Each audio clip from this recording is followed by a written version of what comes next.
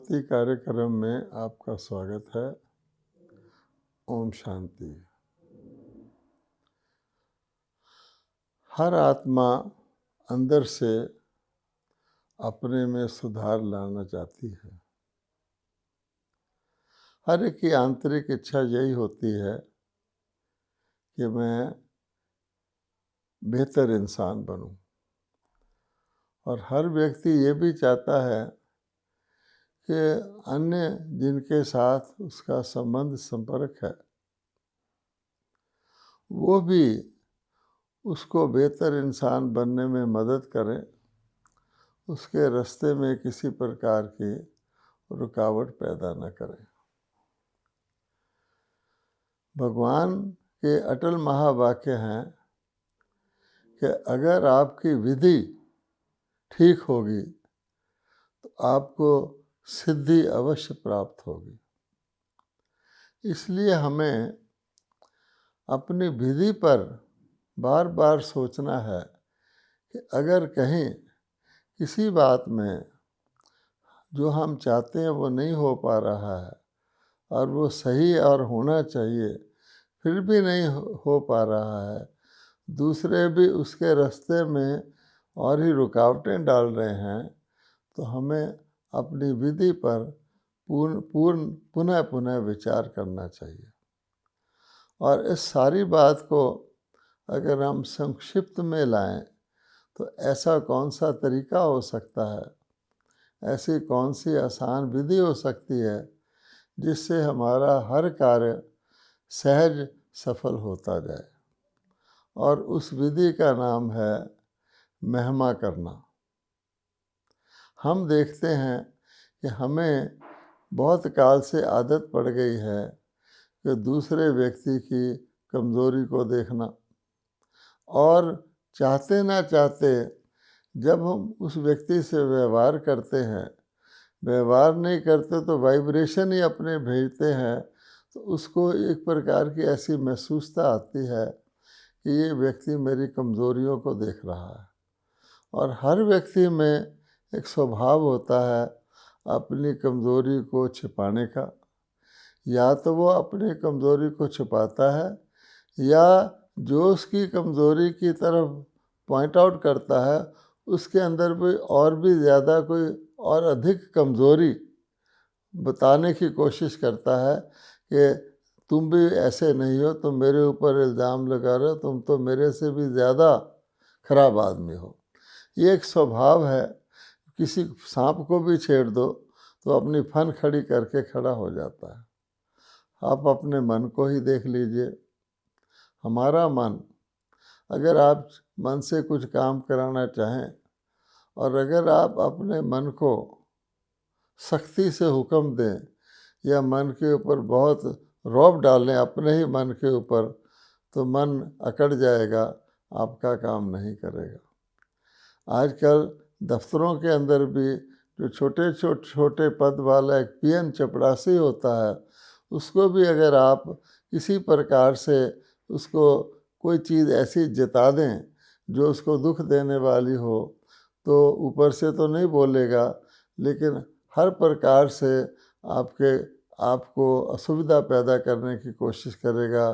कभी देर से आएगा, कभी आपके बुलाने पर उत्तर नहीं देगा, इनडायरेक्टली आपका निरादर करने की कोशिश करेगा, आप कुछ कह भी नहीं सकेंगे, ऐसे तरीके प्रयोग करेगा। इसलिए अब दूसरी तरह का जीवन देखिए। आप किसी व्यक्ति की महिमा कर दो।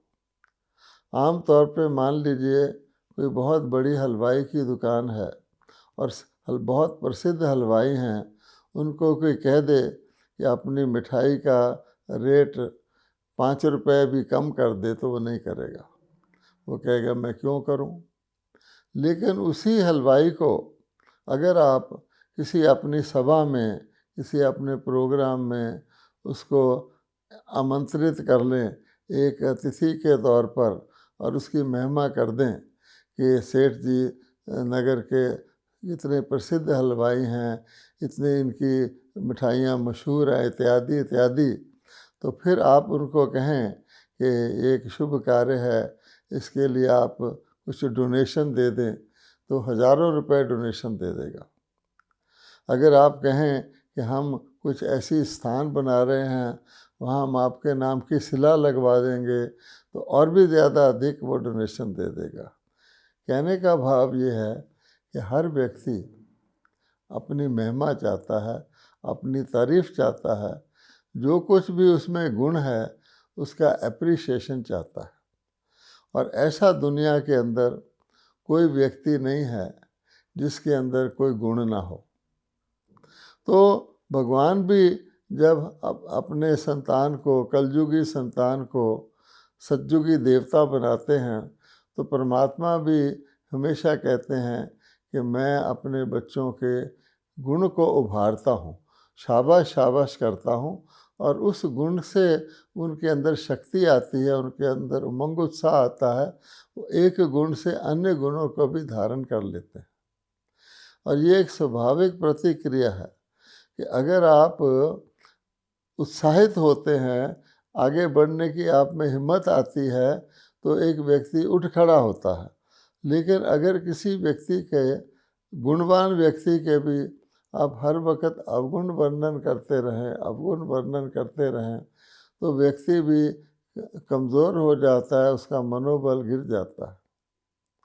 प्रायः देखा गया है कि एक बहू जब ससुराल में नए घर में जाती है, तो अगर उसको एप्रिसिएशन मिलता है, उसके सास आदि और दरानी जेठानियाँ, घर के लोग उसकी गुण की तारीफ़ करते हैं, उसको अच्छा भोजन बनाना आता है, तो कहते हैं बहू तैने तो कमाल कर दी, हमारे घर के अंदर ऐसा स्वादिष्ट भोजन तो बनता ही नहीं था। तो प्रफुल्लित हो जाती है, 10 काम और भी करेगी, और सबको स्नेह की दृष्टि से देखेगी और खूब अच्छी तरह सेवा करेगी। लेकिन अगर कोई ऐसी अच्छा भोजन बनाने वाली बहू को भी ससुराल वाले उसको थोड़ा डाउन रखने के लिए कहते हैं, क्या भोजन बनाया है, क्या खास बात है इसमें, तेरी बहुत मशहूरी सुनी थी, आदि आदि, तो उसके अंदर निराशा का भाव पैदा हो जाता है।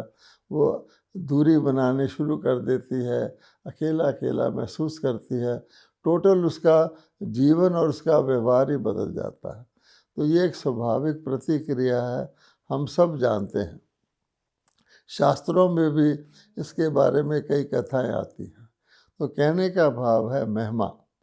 और ख़ास तौर पे अगर आप देखेंगे कि मंदिर में जाएं, आदि सनातन धर्म जो है वो बड़ा रौनकदार धर्म है, उसमें कीर्तन होते हैं, भजन होते हैं, तो उसमें जाएं तो आप देखेंगे कि मंदिर के अंदर भगत जन देवी देवताओं की महिमा कर रहे होते हैं, कीर्तन कर रहे होते हैं, और कीर्तन करते करते कर रहे कीर्तन वो देवी देवताओं का है, महिमा उनकी कर रहे हैं, लेकिन करते करते वो इतने उमंग में आ जाते हैं, अपने सब दुख शांति सब जो संसार की चीज़ें वो भूल जाते हैं, इतनी मस्ती में खो जाते हैं, जाने उनको क्या प्राप्त हो गया हो।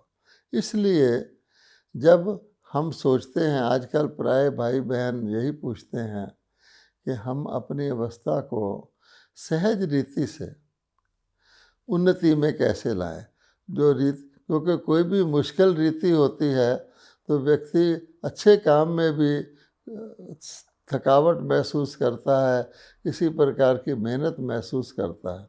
तो अच्छे काम के लिए भी मेहनत, जब मेहनत उसके अंदर आती है तो मेहनत का संस्कार आता है, मेहनत के संकल्प चलते हैं, तो वो अच्छा लक्ष्य तो बाद में प्राप्त होता है, मेहनत उसको तुरंत उसको ऊपर प्रभाव डालती है।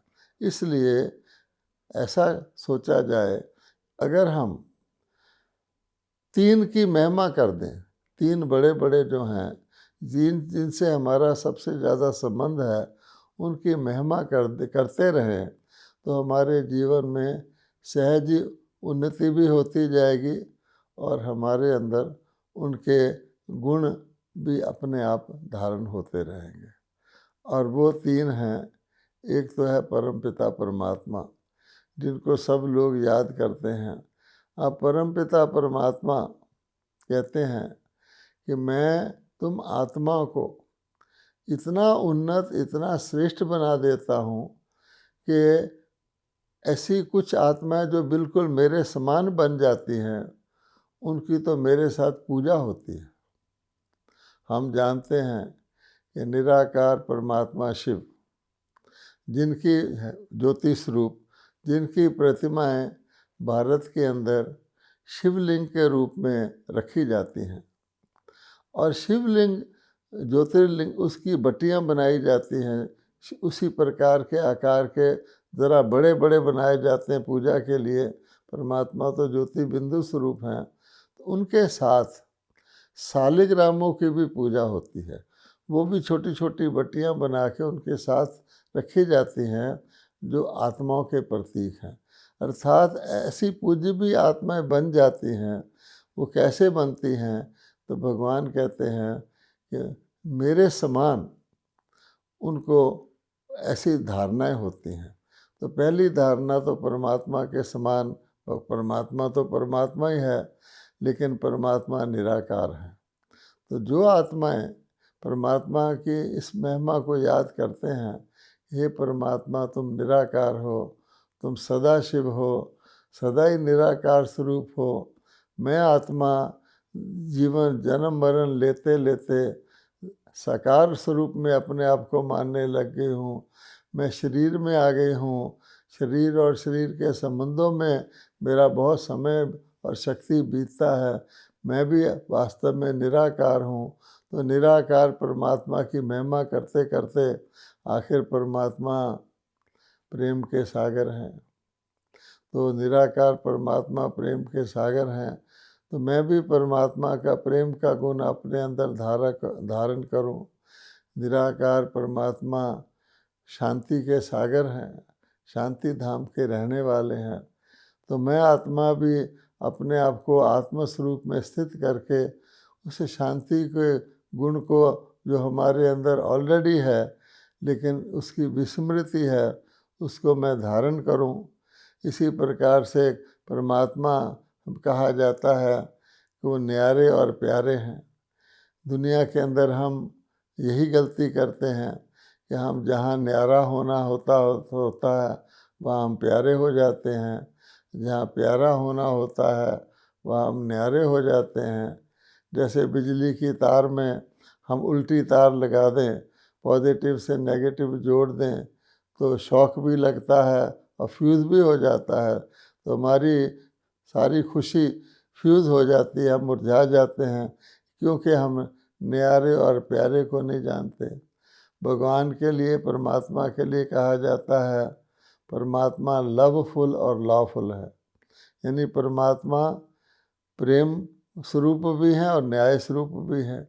अब ये बात बड़ी सोचने की है कि या तो व्यक्ति न्याय स्वरूप होगा तो वो किसी के साथ रायत नहीं कर सकता, प्रेम स्वरूप नहीं हो सकता। प्रेम स्वरूप होगा, थोड़ा बहुत कंप्रोमाइज़ रायत करेगा तो संपूर्णता न्याय स्वरूप नहीं होगा। पर परमात्मा दोनों का बैलेंस रखे हुए हैं। हम सब उनको प्यार करते हैं, लेकिन परमात्मा किसी की फेवर नहीं करते हैं। तो ऐसे ऐसी चीज़ें धारण करेंगे, और परमात्मा जिस प्रकार से हम उनसे, परमात्मा से शांति की किरणें लेते हैं, उसी प्रकार से क्या हम भी आत्मा शांति की किरणें अपने वातावरण में हम किरणें फैलाते हैं, परमात्मा से लेकर शांति दूसरों को फैलाते हैं। अगर हम इस चीज़ में लगे रहेंगे तो हमारा नेचुरली परमात्मा की जो संतान कहलाते हैं, पिता के गुण बच्चे में होने चाहिए, वो हमारे अंदर धारण होंगे, और धीरे धीरे हम लोग, जैसे कहा गया है कि परमात्मा ने श्रेष्ठ मानव को अपनी छवि में रचा था, तो मनुष्य आत्माएं देखेंगी इसमें तो ईश्वरीय गुण हैं, तो इसलिए वो गुण फिर दूसरे भी धारण करेंगे, क्योंकि उनका फल आनंद स्वरूप जीवन के रूप में होता है। इसी प्रकार हम देवी देवताओं के आगे जाके उनका सम्मान करते हैं, उनका कीर्तन करते हैं, उनका पूजन करते हैं।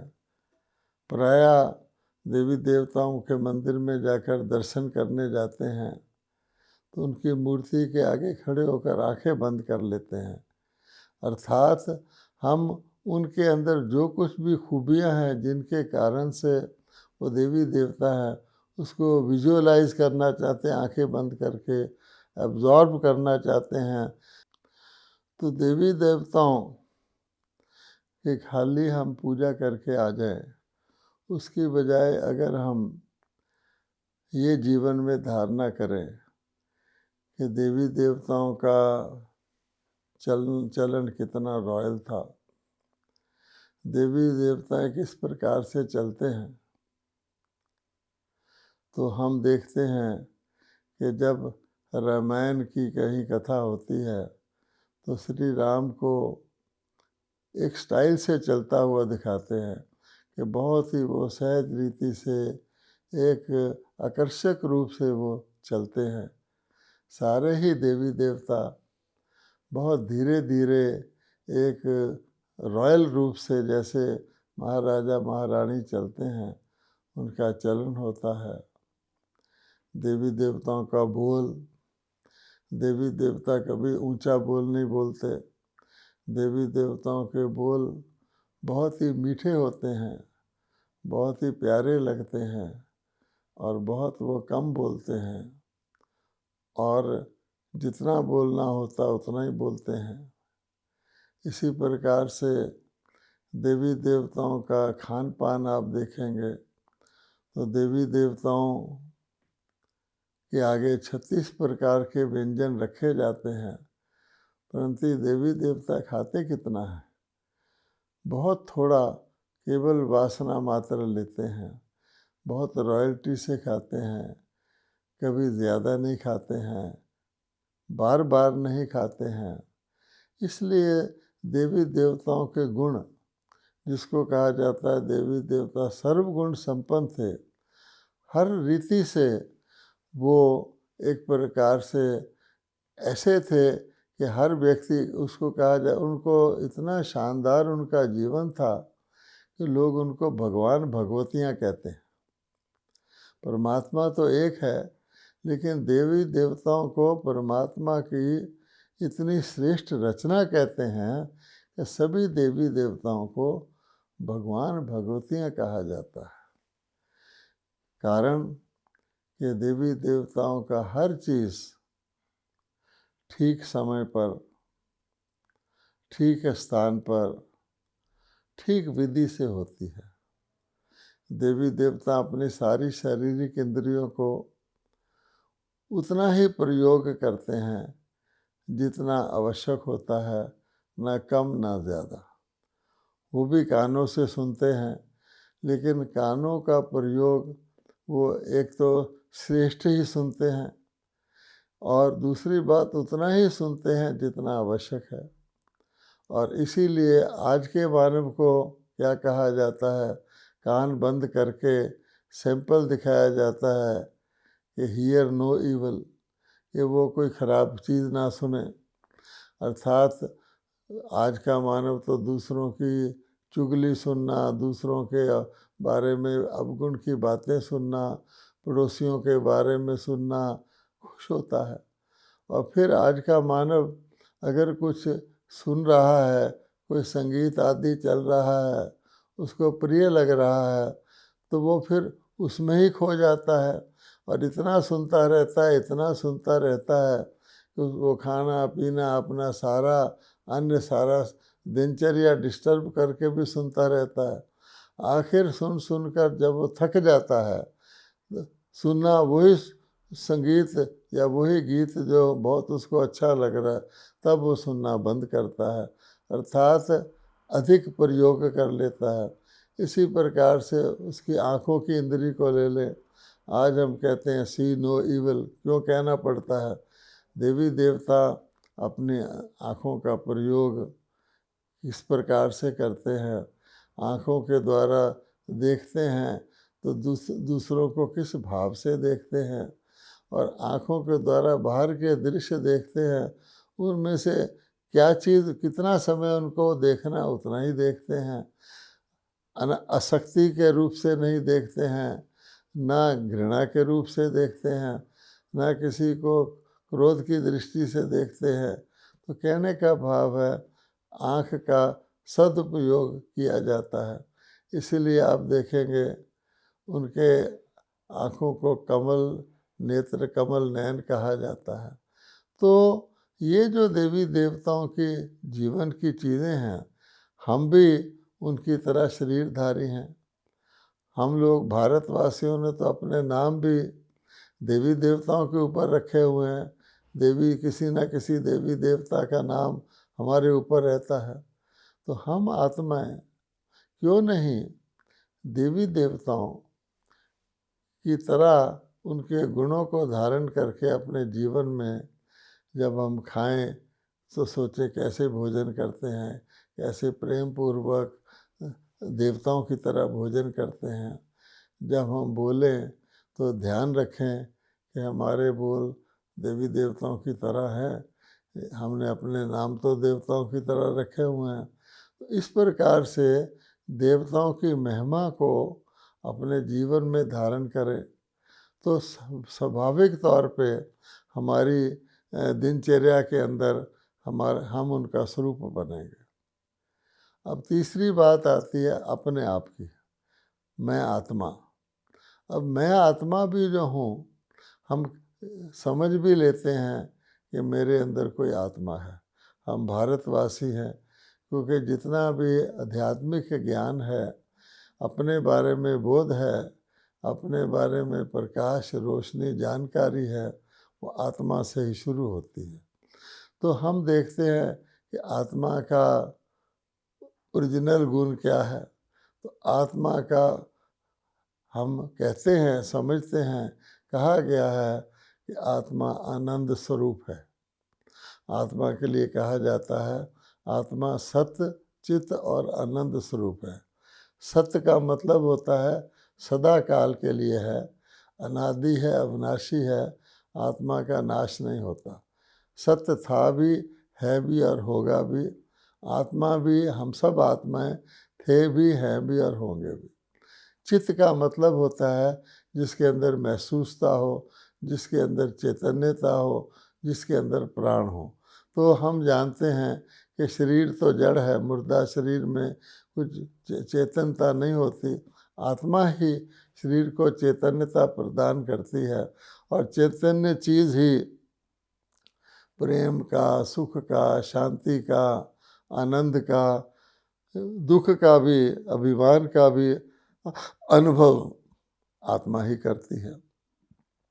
लेकिन आत्मा का जो ओरिजिनल नेचर बताया गया है वो आनंद स्वरूप है।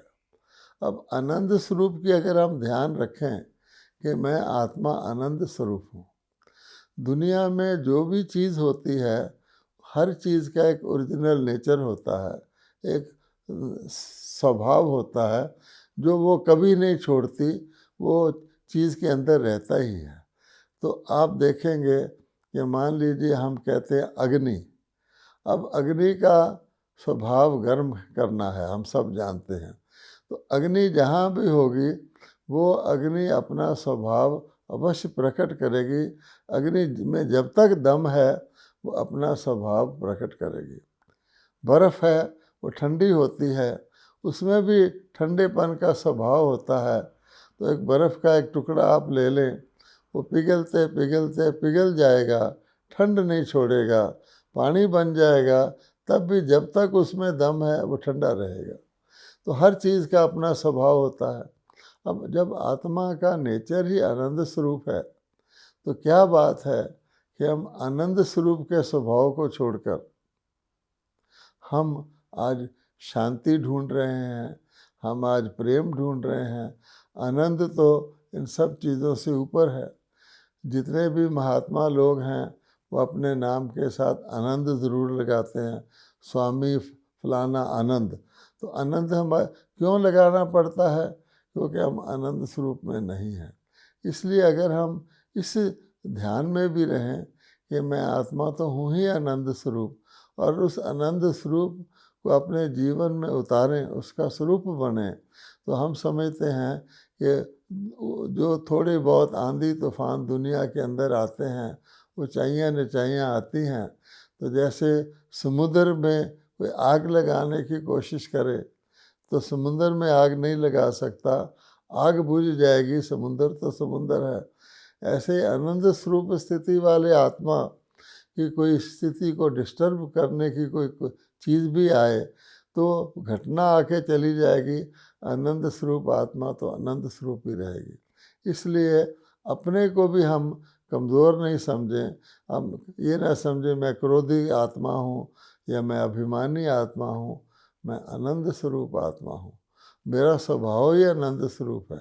जब हम अपने आनंद स्वरूप के स्वभाव में रहेंगे और अपने प्रेम स्वरूप, सुख स्वरूप, शांति स्वरूप को याद रखेंगे और तीनों महिमाएं हम करते रहेंगे, परमपिता परमात्मा की, देवी देवताओं की और अपनी, तो सहज रीति से हमारे जीवन में परिवर्तन आता जाएगा और हम अपने, जिसको कहा जाता है सर्वश्रेष्ठ, अपनी संपन्न स्थिति को, संपूर्ण स्थिति को प्राप्त करेंगे और हम हमारे वाइब्रेशन से वातावरण भी शुद्ध होगा, अन्य प्राणियों को भी प्रेरणा मिलेगी। ओम शांति।